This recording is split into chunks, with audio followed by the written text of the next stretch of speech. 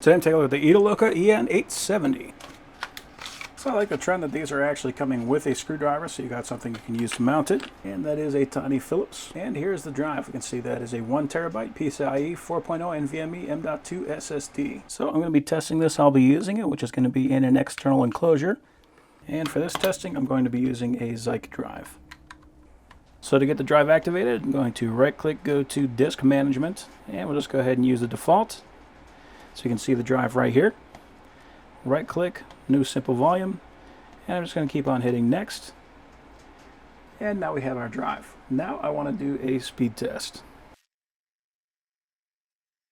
Okay, so we are actually getting some very respectable numbers here. The read is just about what I expect to see out of a drive from one of these enclosures. The write, on the other hand, is exceptional. Most of the time, this top write is right around 1,000, maybe 1,500 at best. This is currently the fastest I've seen in an external enclosure. So for sequential 1x8 8 process 1 thread, we've got a read of 3302 and a write of 2154. For sequential 1x8 1 process 1 thread, we got 2669 and 1251. For the random 4K 32 process 1 thread, we got 471 and 289. For the random 4K 1 process 1 thread, we got 71 and 17. It is worth keeping in mind this laptop is Thunderbolt 3. If it was Thunderbolt 4, you could expect to see numbers that are even better than that. And if you were to take the drive and put it directly into an M.2 slot in the computer, you could expect to see numbers that are even better than that. So that is not just acceptable, that is actually exceptional. So I am happy with that. That is a very nice drive.